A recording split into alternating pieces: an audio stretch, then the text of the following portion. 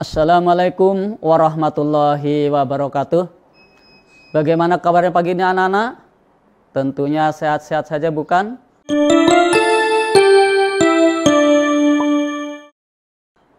Alhamdulillah. Nah anak-anak, pada kesempatan pagi hari ini kita akan belajar tentang pembelajaran tematik 4.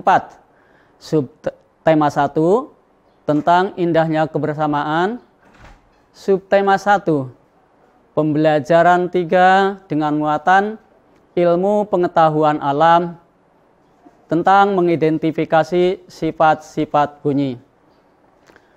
Nah, anak-anak, kita tahu bahwa bunyi atau suara itu merambat melalui medium. Nah, medium perambatan bunyi ada 3, yaitu 1, benda gas, yang kedua benda padat, dan yang ketiga benda cair. Nah, mari untuk mengetahui bahwa suara atau bunyi itu merambat melalui beberapa media, maka mari kita lakukan percobaan dengan melakukan percobaan pertama, mengidentifikasi sifat bunyi merambat melalui udara. Adapun alat dan bahan yang dibutuhkan: 1, selang plastik sepanjang 2 meter. Yang kedua, gelas plastik 2 buah. Adapun langkah kerjanya adalah: 1, pegang salah satu ujung selang dan minta temanmu memegang ujung yang lainnya. Yang kedua, dekatkan ujung selang ke telinga. Dan yang ketiga, minta temanmu berbicara melalui ujung selang yang ia pegang. Langkah keempat, dengarkan dan catat apa yang ia sampaikan. Nah, kita lihat, perhatikan gambar percobaan bahwa suara atau bunyi merambat melalui benda gas. Percobaan yang kedua adalah mengidentifikasi sifat bunyi merambat melalui benda padat. Alat dan bahan yang dibutuhkan: yang pertama adalah gelas plastik 2 buah. 2, benang kasur kira-kira panjangnya 2 sampai dengan 3 meter. Yang ketiga, paku yang digunakan untuk melubangi dasar gelas. Langkah kerja: 1, buatlah satu lubang kecil dengan ujung paku di tengah dasar gelas plastik. Kedua, potong benang kasur sepanjang 2 sampai 3 meter. Ketiga, masukkan benang ke dalam gelas plastik melalui lubang kecil. 4, buatlah simpul pada ujung benang agar tidak lepas. Yang kelima, berbicaralah dengan temanmu melalui telepon gelas plastik. Keenam, lepaskan benang dari gelas plastik. Yang ketujuh, berbicaralah dengan temanmu melalui telepon gelas plastik tanpa benang. Yang kedelapan, dengarkan dan catat apa yang ia sampaikan. Berikan hasilnya kepada temanmu untuk diperiksa. Nah, mari kita lihat gambar percobaan bahwa bunyi atau suara merambat melalui benda padat. Nah, oleh karena itu, coba lihat gambar di sini.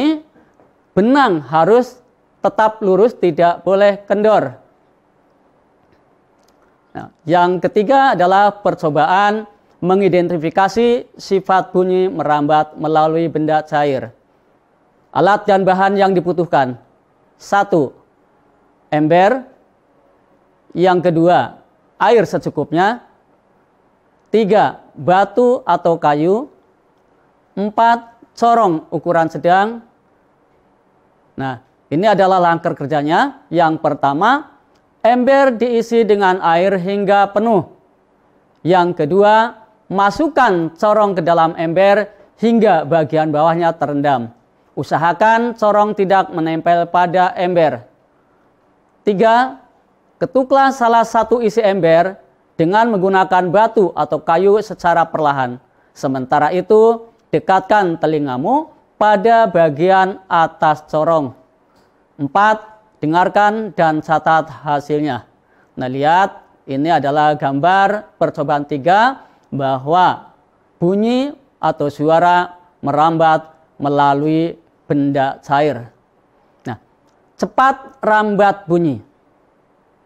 Perambatan bunyi memerlukan waktu kecepatan rambatan bunyi disebut dengan cepat rambat bunyi. Berdasarkan penelitian, cepat rambat bunyi pada masing-masing medium tidak sama. Misalnya contoh, cepat rambat bunyi pada baja atau zat padat kira-kira 6.000 meter per sekon. Yang kedua, cepat rambat bunyi pada air kira-kira 1.500 meter per sekon. 3. Cepat rambat bunyi di udara pada suhu 20 derajat Celcius adalah 343 meter per sekon. Faktor-faktor yang mempengaruhi cepat rambat bunyi. Faktor yang mempengaruhi cepat rambat bunyi ada 2, yaitu 1. Kerapatan partikel medium yang dilalui bunyi. Semakin rapat susunan partikel medium, maka semakin cepat bunyi merambat. Dan yang kedua, suhu mediumnya. Semakin panas suhu medium yang dilalui, maka semakin cepat bunyi merambat. Adapun manfaat cepat rambat bunyi, 1. Manfaat bagi nelayan untuk mengetahui siang dan malam. Yang kedua, bagi kacamata tunanetra yang dilengkapi dengan alat pengirim dan penerima ultrasonik. 3. Untuk menentukan kedalaman laut. Dan yang keempat, sebagai alat kedokteran, misalnya pada pemeriksaan USG atau ultrasonografi. Nah, anak-anak, demikianlah pembelajaran IPA pada hari ini. Mudah bukan? Dan belajar IPA memang sangat menyenangkan. Kiranya sampai di sini dulu pembelajaran kita di pagi hari ini. Assalamualaikum warahmatullahi wabarakatuh.